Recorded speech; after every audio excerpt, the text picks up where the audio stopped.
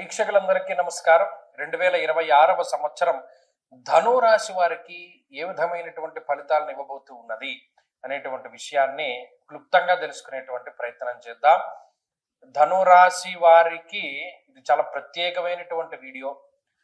అలాగే ఇది నిజానికి చెప్పాలి అంటే ఆంగ్ల సంవత్సరాలు మనకి సంబంధం లేనటువంటి విషయం అయినప్పటికీ కూడా కొంతమంది అడుగుతూ ఉన్నారు. కొంతమంది రకరకాల బాధలు ఉన్నాయి. ఏమంటే కొన్ని సంవత్సరం మారినా మా బాధలు తగ్గుతాయేమో, లేకపోతే మాకు ఎదుగుదల ఉంటుందేమో, మా వ్యాపారాలు బాగుంటాయా, మా పిల్లలు బాగుంటారా, మేము అమ్ముదాం అనుకున్నది అమ్ముతామా, కొందాం అనుకున్నది కొనుక్కుంటామా, అనేక రకాలైనటువంటివి అడుగుతూ ఉంటారు. కాబట్టి చెప్పడం ధర్మం. అయితే ఇందులో కొంత అత్యుత్సాహాన్ని ప్రదర్శిస్తున్నారు కొంతమంది. ఏదో కొత్తగా చెప్పాలి, ఏదో కొత్తగా చెప్పాలి. ఏం కొత్తగా చెప్తారు? అందులో ఉన్నటువంటి విషయాల్ని క్షుణ్ణంగా పరిశీలన చేసి చెప్తే చాలు. కానీ దీనికి ఆదాయ వ్యయాలు, రాజపూజ్య అవమానాలు, దీనికి లగ్నాలు. గొప్ప విషయం ఏంటంటే గోచారంలో పట్టుకొచ్చి లగ్నం చెప్తాడు. ఏమంటే రామాయణంలో రాముడు, భారతంలో భరతుడు కామన్ గా ఉంటారు కదండి అని మాట్లాడతాడు. అసలు కామన్ సెన్స్ ఉండదు. ఇక్కడ గోచార విషయాలకి లగ్నం ఎందుకు వచ్చింది, గజకేసరి యోగం ఎందుకు వచ్చింది, బుధాదిత్య యోగం ఎందుకు వచ్చింది, గోచారంలో ఈ యోగాలు ఎవడు చెప్పాడు నీకు? సరే, ఇది ఋషి శాపానికి కారణమయ్యేటువంటి విషయం. ఎందుకంటే ఒక శాస్త్రం తెలియకుండా దానికి సంబంధించినటువంటి పదాల్ని ఉచ్చరించినప్పుడు దాని తాలూకు వ్యతిరేకమైనటువంటి ఫలితాలని అనుభవించవలసి ఉంటుంది. అందుకనే మనం ఋషి ప్రోక్తంగా శ్లోకం ఎందుకు చెప్తామంటే ఆ ఋషి అనుగ్రహం ఉంటుంది. నిజానికి ఏదైనా చెడు జరగవలసి ఉన్న ఉదాహరణకి ధనురాశి వాళ్ళకి పలానా గ్రహం బాలేదని నేను చెప్పినా ఆ ఋషి ఆనందించి వీడు శాస్త్రోక్తంగా చెప్తున్నాడు కాబట్టి ధనురాశి వాళ్ళకి ఏదైనా మంచి చేయాలి అని ఏదో ఒకటి, అది ఏ రకంగా మనకి మంచి జరుగుతుందన్నది తెలియదు. బాగా జీవితంలో ఏదో ఒకటి మంచి జరగడం. అందుకని ఋషి అనుగ్రహం ఉంటే ఆ దోషాన్ని సైతం తీయగలిగేటువంటి శక్తి ఇస్తాడు ఋషి. అందుకనే నేను శ్లోకం చెప్తూ ఉంటాను. సరే, ఇవన్నీ పక్కన పెడితే ధనురాశి వారి ఉన్నటువంటి విషయాలు. ఈ రాశి వారికి అర్ధాష్టమ శనేశ్వరుడు ప్రధానంగా అసలు అలా కనబడుతూ ఉన్నటువంటి గ్రహం. ఎవరు చూసినా అమ్మ ఇంకేముంది, అర్ధాష్టమ శని ఉన్నారు, అర్ధాష్టమ శని ఉన్నారు. ఇంకా అదే విషయం జీవితంలో ఏది జరిగినా ఆయనకి ముడిపడుతూ ఉంటారు. అయితే రాహు యొక్క స్థితి, తృతీయ మందు రాహు. చాలాసార్లు నేను చెప్పాను, గోచారమందు తృతీయ రాహు యోగించడు, కుంభమందు రాహు యోగించడు తృతీయ స్థానంలో. ఒకవేళ యోగిస్తే వేరే రకంగా ఉండాలి ధనురాశి వారి యొక్క స్థితిగతులు. మంచి విషయం ఏంటి అంటే ఈ సంవత్సరం చివరిలో రాహు 2వ స్థానంలోకి వస్తున్నారు. అది మంచి విషయము.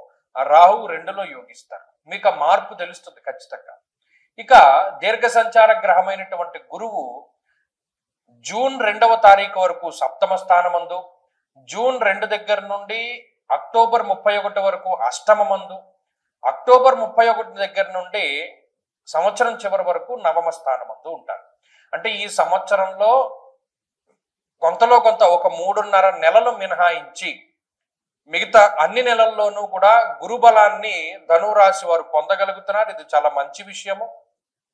మిగతా గ్రహాల యొక్క అనుకూలతతో కలుపుకుని 35% బలాన్ని కలిగి ఉన్నటువంటి రాశి ధనురాశి.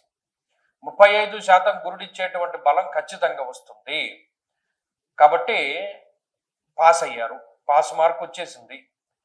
గత సంవత్సరంతో పోల్చుకుంటే ఈ సంవత్సరంలో కొన్ని బలాబలాలు పెరుగుతాయి. అంటే ఈ కూటములు, లేకపోతే గ్రహణాలు, ఇంకా చిన్న చిన్న గ్రహాలు ఉంటాయి. శుక్రుడు, బుధుడు, కుజుడు, రవి, ఈ గ్రహాల తాలూకు అనుకూలతలు పెరుగుతూ ఉంటే గత సంవత్సరంతో పోల్చుకుంటే కొంత మెరుగైనటువంటి వాతావరణంలోనే ధనురాశి వారు ఉన్నారు. ఇక్కడ శనేశ్వరుడు సంవత్సరంలో ఖచ్చితంగా ఒకసారి వక్రిస్తారు, ఒకసారి మామూలుగా ఉంటారు. దీన్ని కొంతమంది హైప్ చేస్తారు. ఇలాగా శని వక్రంలో ఈ ఫలితాన్ని ఇస్తారు, వక్రం లేనప్పుడు ఎప్పుడు కూడా రాశి మారితేనే ఆయన ఫలితం ఉంటుంది. అందుకనే చూడండి, గత సంవత్సరంలో గురుడు వక్రగతి రుచిగతికి మనం ఫలితాలను చెప్పలా, అంత మునుపు ఫలితాలను చెప్పాం. ఎప్పుడు ఉంటుంది ఎప్పుడు లేదన్నది తెలుసుకునే జ్ఞానం కూడా ఉండాలి జ్యోతిష్యునికి. అయితే సరే, ఈ విషయాలన్నీ మనం చూసుకున్నప్పుడు అర్ధాష్టమ శనేశ్వరుడు వల్ల ఏంటండి వ్యతిరేకత, అసలు ఫస్ట్ తెలుసుకోవాలి. చతుర్థ స్థానం అనేటువంటిది బంధు భావేన బంధుశ్చ గృహం మాతృబలం సుఖం వాహనం హృదయం భోజ్యం మానసం శయనం వదేత్త. సుఖంగా పడుకోవాలి ఒకడు, చతుర్థం చాలా ముఖ్యము. వాహన స్థానము, బంధు స్థానము, మాతృస్థానము, విద్యాస్థానము, ఉద్యోగ స్థానము, ఇవన్నీ కూడా చతుర్థానికి లింకప్ అయి ఉంటాయి. మరి అక్కడ శనేశ్వరుడు ఉండడం వల్ల ఏమవుతుందండి అంటే కొంచెం వాతశూలం మనక్లేశం భయం స్వస్థానహాని కృత్ అన్నాడు. చూడండి, ఇంట్లో ఉండడానికి భయం వేసి ఎలా చేస్తాడు శనేశ్వరుడు. అమ్మో, మనం ఇన్ని సమస్యలతో ఇంట్లో ఉండడం కన్నారే మనం పలానా అరుణాచలం వెళ్ళిపోదాం, పలానా కాశీ వెళ్ళిపోదాం, పలానా వేరే ఊరు వెళ్ళిపోవడం, అసలు మనం దాని పేరేంటి చార్ధామ్ యాత్రకి వెళ్ళిపోదాం రా, గొడవ ఉండదు కొన్ని నెలల పాటు. అంటే అంత ఇబ్బంది పెడతాడు ఇంట్లో ఉండే సమస్యలతోటి. అనేక రకాల సమస్యలు వస్తూ ఉంటాయి, ఉదాహరణ తర్వాత ఒకటి, ఉదాహరణ తర్వాత ఒకటి. ఎంత మనం కాంప్లికేట్ చేయకుండా స్లోగా మనం దీన్ని మ్యానిపులేట్ చేసి ముందుకు తీసుకెళ్దాం అనుకున్నా సరే తీసుకెళ్దాం. అంత క్లేశం మన క్లేశం సౌఖ్యహానిమ భోజనం. ఇక్కడ చతుర్థ స్థానముందు శనేశ్వరుడు ఉండడం వల్ల స్వస్థానం ఇంట్లో ఉండడానికి భయాన్ని కలగజేస్తాడు. అతి క్లేశ అన్నారు. సారీ, వాతశూలం మన క్లేశం భయం స్వస్థ, క్షమించాలి, వాతశూలం మన క్లేశం భయం స్వస్థాన హాని కృత్ అన్నాడు. అంటే వాయు సంబంధమైనటువంటి రోగములు, వాత సంబంధమైనటువంటి రోగములు ఎక్కువ వస్తూ ఉంటాయి. గ్యాస్ట్రిక్ ప్రాబ్లమ్స్ రావడానికి, వాతానికి సంబంధించిన సమస్యలు రావడానికి, అలాగే ఏదైనా మానసికంగా ఇబ్బందికరమైన సైక్రియాట్రిక్ ప్రాబ్లమ్స్ అంటారు, అటువంటివి రావడానికి, నిద్ర పట్టకపోవడానికి, వీటన్నింటికీ శని కారకుడు. అసలైన రూట్ కాజ్ వదిలేసి అనేక రకాలైనటువంటి ఇతర విషయాలను ఎక్కువ చర్చ చేస్తూ ఉంటారు. ఆ ఇతర యావిగేషన్స్ ని చర్చించడానికి కూడా శని కారకుడు. కాబట్టి అవసరమైన వదిలేసి అనవసరమైన విషయాలు పట్టించుకోవడానికి ఆయనే కారకుడు అవుతాడు.